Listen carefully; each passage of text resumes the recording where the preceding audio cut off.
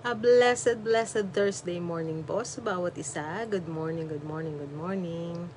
Ayan, tayo po ay dadako ulit sa ating morning devotion. Ayan. At sa umagang ito, no, nagpapasalamat muli tayo sa Panginoon sa napakagandang umaga na kaloob niya sa bawat isa sa atin. No, kanina naglakad-lakad kami ng aking asawa, si Larry, sa dito lang sa loob. At napakasarap pasdan ang kalikasan na likha ng ating Panginoong Diyos. Ayan. So ito ay dapat ini-enjoy natin palagi araw-araw na pinasasalamatan natin ang ating Panginoong Diyos sa lahat ng kanyang ginawa. Ayan. At sa umagang ito, bago tayo magpatuloy sa ating morning devotion, tayo muna ay yumuko at manalangin. Ama naming Diyos na makapangyarihan sa lahat, maraming salamat po muli Panginoon sa napakagandang umaga na ito na kaloob mo sa amin. Maraming salamat sa panibagong kalakasan, maraming salamat sa pag-asa Panginoon, at lalo't higit sa pagkakataon na muli kami ay makakapagbulay-bulay sa iyong banal na salita. Kasyahan mo po kami ng iyong banal na Espiritu Panginoon at tulungan mo na ang lahat ng aming matututunan mula sa iyong mga salita ay patuloy na tumanim sa aming puso't isipan at patuloy na maging liwanag sa aming mga buhay. Gabayan mo po ang iyong lingkod, Panginoon, na siyang magbabahagi ng iyong salita.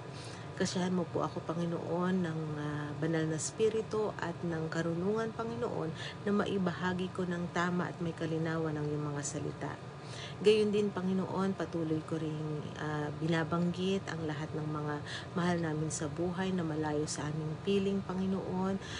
Ano man ang kanilang ginagawa, Panginoon, sa mga oras na ito, ingatan mo sila, proteksyonan, gabayan, Panginoon, at ilayo sa anumang kapahamakan.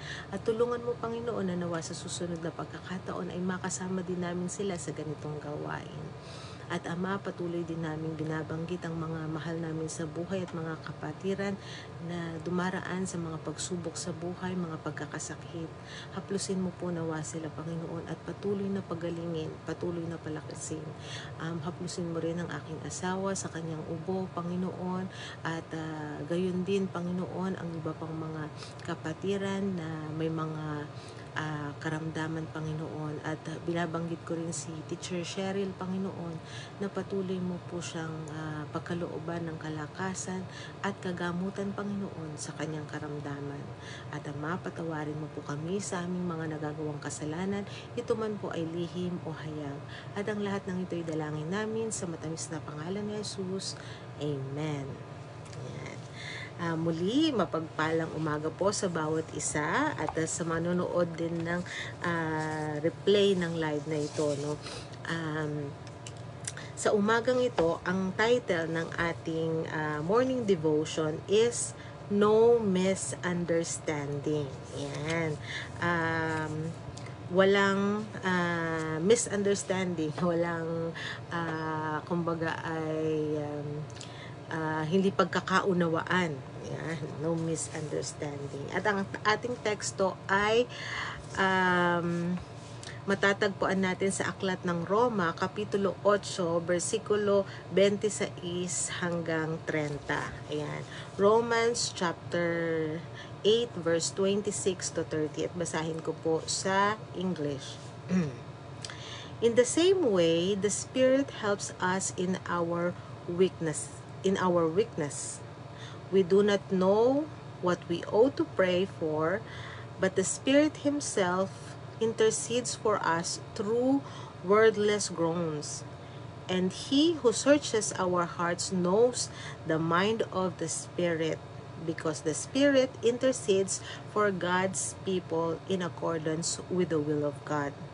And we know that in all things God works for the good of those who love Him, who have been called according to His purpose. For those God foreknew, He also predestined to be conformed to the image of His Son, that He might be the firstborn among many brothers and sisters. And those He predestined, He also called. Those He called, He also justified. Those He justified, He also glorified. Napakaganda, no? Pagpalain nawa ang pagkabasa ng ating teksto ng banal na kasulatan sa umagang ito. Dito sa ating nabasa, no, makikita natin na walang aksidente, no? Dito makikita natin na lahat ay according to God's approval kung ano ang mga nangyayari sa ating buhay, no? Lalo na yung nakasulat dun sa Romans 8:28, we know that in all things God works for the good of those who love Him. Yan. Kaya minsan, no, meron tayong bagay na hindi natin nauunawaan sa ating sarili. Bakit nangyayari ito? Pero sa Panginoon, may purpose siya. Alam niya. At sa ating Panginoon, yung ating communication sa Kanya, walang anumang sagabal, no? Dito makikita natin, no, sa dahil ang ating Panginoong Diyos, nakikilala niya tayo, nakikilala niya yung ating puso. Ayan. Dito nga sa ating morning devotion na may pinamagatang no misunderstanding, meron ditong nabanggit, no, Alexa, Siri, and other voice assistants embedded in a smart devices in our homes occasionally misunderstand what we're saying, no? Ito ba na-experience nyo na, no? Nagamit nyo na ba yung si Siri dun sa inyong phone o sa computer, no? Ito yung pwede nyong kausapin, no, naiintindihan niya yung ating sasabihin, no, magre-respond siya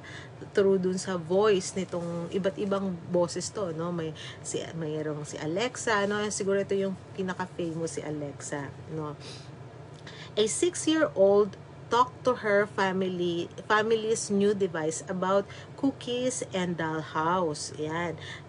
Later, her mom received an email saying that an order of 7 pounds of cookies and a $170 dollhouse were on their way to her home. No? So, yung isang bata na nagsasabi lang sa kanyang nanay, siguro accidentally napindot siguro si Siri. At habang nagkukwentuhan sila ng kanyang anak, nagbanggit yung anak niya na, Mommy, I want cookies and I want a dollhouse. Ganyan. Si Siri naka-on, no, narinig niya and immediately napa-order. No, nagulat yung nanay na eto na, may babayaran na siya, no? Ito pa, even a talking parrot in London, whose owner had never bought anything online, somehow ordered a package of a golden gift boxes without her knowledge. Nakakatuwa, no? Kahit ang parrot pwede nang mag-order online dahil dito kay Siri. So, nagulat yung may-ari nung parrot, no? Siguro napindot si Siri and nasakto dahil nagsasalita yung parrot niya, no? Napa-order na online. So one person asked their device to turn on the living room lights and it replied, "Turn in no pudding room." There is no pudding room. Ayan. So, ibig sabihin, hindi naintindihan ni Siri yung sinabi. Eto madalas sa akin, no? Kasi yung mga TV ngayon, ano na rin siya parang smart TV na rin. So, sa remote control, kung halimbawa meron kang hahanapin online, so i-click mo lang siya and then sasabihin mo kung ano yung hahanapin mo na palabas o ano hahanapin mo sa YouTube, ganyan.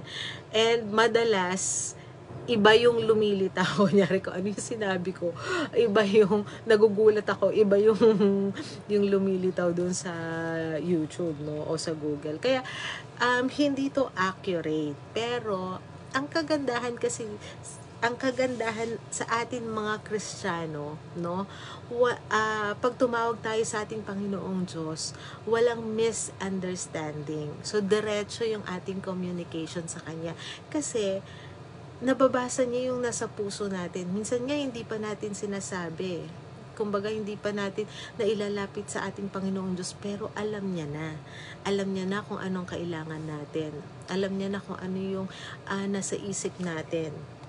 Dahil ang banal na spirito, no, na nandito kasama natin, no.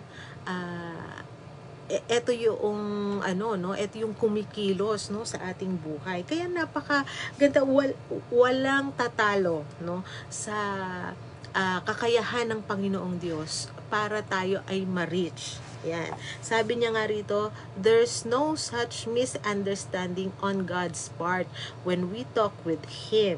He's never confused because He knows our hearts better than we do. Ayan. The Spirit both searches our hearts and understands God's will. The Apostle Paul told the churches in Rome that God promises He'll accomplish His good purpose of maturing us and making us more like His Son. Ayan. Even when because of our weakness, we don't know what we need in order to grow, the Spirit prays according to God's will for us. Ayan, minsan tayo mismo, hindi natin alam kung ano talaga yung kailangan natin, kung ano talaga yung gusto natin, pero ang Panginoong Diyos alam niya, no? Dahil ang banal na spirito na kumikilos sa ating buhay, no? It searches all sa isip natin, sa puso natin, nasa search. Kaya, di ba napakaganda, napakabuti ng ating Panginoong Diyos na kahit minsan hindi natin alam kung ano yung mabuti para sa atin, pero dumarating, pinagkakaloob niya yung mabuti talaga para sa atin. Kaya napakasarap magmahal ng ating Panginoong Diyos. Kaya bakit hindi tayo magtitiwala sa Kanya, di ba? Bakit hindi natin ipagkatiwala yung buhay natin sa Kanya? Troubled about how to express yourself to God? Not understanding what or how to pray? Say what you can from the heart. The Spirit will understand and accomplish God's purpose. Ayan, napakagandang paalala po sa atin sa bawat isa sa atin ngayong umagang to, na kung hindi natin alam kung ano sasabihin natin, sabihin lang natin kung ano yung i-express natin, kung ano yung gusto natin, no? Hindi na natin kailangan pang piliin kung ano yung eto ba ang dapat kong ano sabihin. Nakikilala tayo ng ating Panginoong Diyos, alam niya yung puso natin. Ayan, so muli, a blessed morning, a blessed morning kay Ate Rose. Ayan, at sa lahat po ng manunood ng replay ng live na ito. Ayan, nabubulol-bulol pa ako. Ayan, maraming salamat po. At bago tayo magtapos sa ating morning devotion sa umagang ito, tayo ay yumuko at manalangin. Ayan. Ama naming Diyos na makapangyarihan sa lahat, maraming salamat po muli sa napakagandang paalala mo sa bawat isa sa amin, na ikaw ang aming Panginoon, na siyang nakakakilala sa amin ng lubusan. Hindi pa namin nababanggit, pero alam mo na, Panginoon, kung anong nilalaman ng aming puso. Patuloy kang mag-search sa aming puso, sa aming isipan. Patuloy kang mamuhay sa aming puso, Panginoon, at ikaw po ang mag-direct sa aming Panginoon sa tamang daan, sa tamang desisyon, Panginoon, na aming dapat gawin. Araw-araw, Panginoon, kami ay gumagawa ng desisyon, maliit man o malaki, pero Panginoon, alam namin na hindi kami magkakamali kung ikaw ang gagabay sa amin. Kaya Panginoon, patuloy namin hinihiling ang iyong paggabay sa lahat ng aming hakbang, sa lahat ng aming sasabihin at gagawin, Panginoon. At gayon din, Panginoon, tulungan mo kami na lagi kaming makapagpadama ng pag-ibig sa aming kapwa, Panginoon. At patuloy mo po nawa kaming gawing karapat-dapat sa napakadami mo pong biyaya at pagpapala sa amin. Muli, ang lahat ng ito'y dalangin namin sa matamis na pangalan ni Jesus. Amen. Ayan. A blessed morning po ulit sa bawat isa, and see you later sa ating evening devotion sa pangunguna pa rin ni Sister Joanna. Kagabi medyo nagkakaproblema yung kanyang internet, no? Pero napakinggan naman natin yung mensahe at napakaganda, no, ng mensahe kagabi. So something na aabangan ulit natin later. Ayan. Sana okay na yung connection. Ayan. So muli, a blessed morning and see you later.